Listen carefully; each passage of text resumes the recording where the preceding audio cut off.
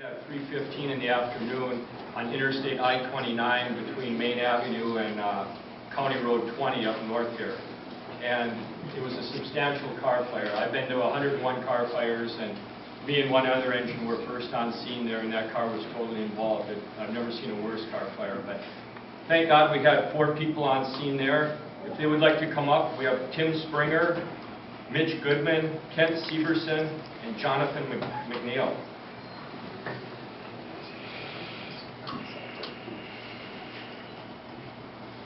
And we're going to start with Tim Springer.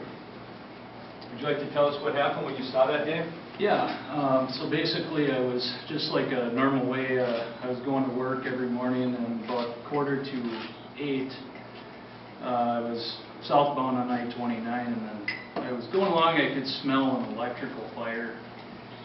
And at first I had thought it was my own vehicle, and came up, and I seen a car pulling over to the side, and it happened to be Marge's car, and a significant amount of smoke was coming out the back end. So I was in the passing lane and couldn't pull over to the shoulder, but I stopped,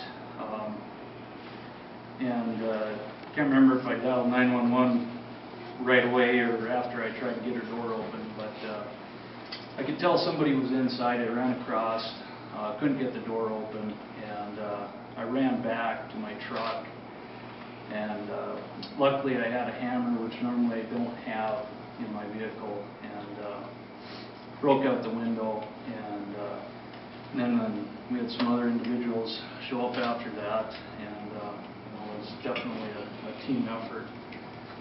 And just was fortunate to be there and help.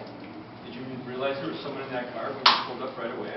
Not right away, because I couldn't see. When I got over there and tried to manipulate the door, I could see a hand or a foot trying to get out, and just an immense adrenaline rush. Got over there and got my hammer and came back and broke out the window. Wow. And then Mitch, you arrived on scene next? Oh, Jonathan and I were both right there. I didn't even see Tim didn't even see Jim there.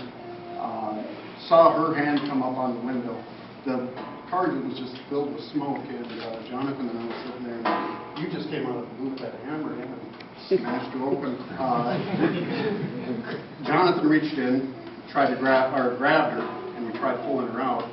She was tangled up in the seatbelt. So I think somebody screamed we need a knife. So I ran back, grabbed my hunting knife, came back over, cut her the shoulder strap off, and you guys got her out another, probably halfway out. Reached down, her leg was wrapped around the seatbelt, reached in there, cut that open, then we got her out. And, yeah. Got her to the other side, and 2 of us cleared the rest of the vehicle. And if there's anybody else like that, and then it went up. Is that when Kent, you arrived on scene? Well, actually, I pulled up behind Tim and was running with him. When we needed a hammer, he came back. I think once the window was busted out and discovered we needed a knife, I had a woman that was running down the interstate with a Ginsu, so I ran up to grab that from her, and when I got back, he was a fast runner. Had already gotten a knife and was working on the seatbelt, so then I tried to make sure no other cars were coming through. I ran over and asked if there was anyone else in the vehicle, and at that point she didn't say anything yet. So we went around to the other side of the car and found out that a shovel does not work very well for windows.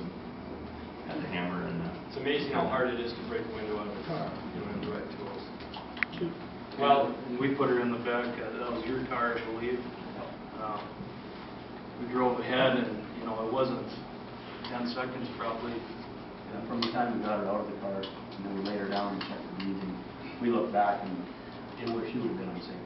Yeah, it went up that way. One big fireball. Like I said, we had 2 engines en route out of Station 4 immediately from Main Avenue heading north on I-29, and we have to drive by fires like that when they're southbound, turn around on a turnaround or an overpass and come back. And our first engine went by her, and the second engine stopped to run across and see if we could take her out of the car. And when we took one look at the scene, we just kept going and turned around and came back with our water to fight the fire. So So thank God you guys were there. And the lady we're talking about is Marjorie Branden. Marjorie, you're in the house today? Yeah. Would you like to come up, please? This is the first Marjorie has seen these guys since the car fire. So how did this car fire happen? You're driving down the street? How often does a car start on fire when you're driving? Hopefully never. Yeah.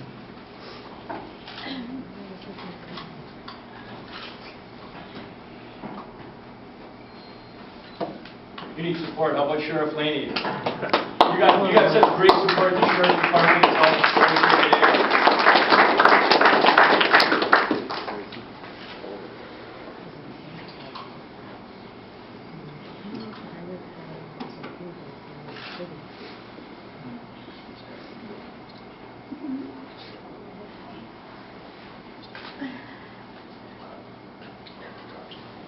I'm going to do the talking.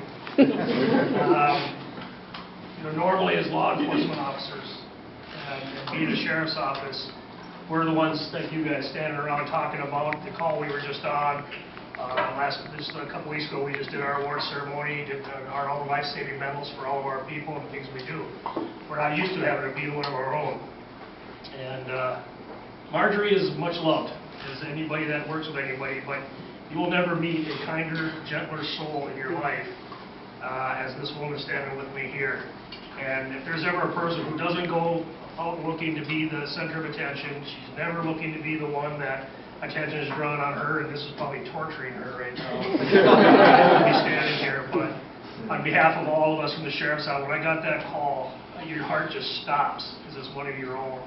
And when I first heard what I heard, and then walked into that emergency room and saw her just covered in soot, her hair just matted, her arms burned, you'd think, God, but for the grace of God go we, and for 4 heroes, but for the grace of God go we. And on behalf of all of us at the Sheriff's Office, gentlemen, you are, like I told you back here, you are heroes. You are lifesavers. Don't ever sell yourself short from all of us that wear this uniform. Thank you for keeping our Margie with us and bringing her home that day and keeping her safe. And we know she wouldn't be here without you. So you will always be part of this family. You will always have a special place with us, and we'll show you that here in the future. Because without you, we know what would have happened that day. So on behalf of all of us at the Cass County Sheriff's Office, God bless you, and thank you so much for bringing her back to us.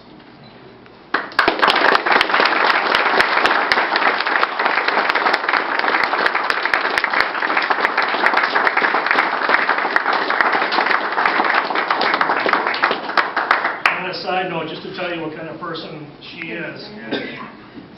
That day, as I said, she was covered in soot. She was, went through a trauma that most of us never want to see. I'm not making one word of this up. I say she wanted to go home and get cleaned up and come to work. And we're like, no, you get the day off sometime. Again, thank you all. Thank you for letting us be part of this, Chief. It's our pleasure and our privilege to be here today. And we want to go let Marge know how much we support her. And thank you for letting us be. And because of that, I won't take any exception to your going to joke or either.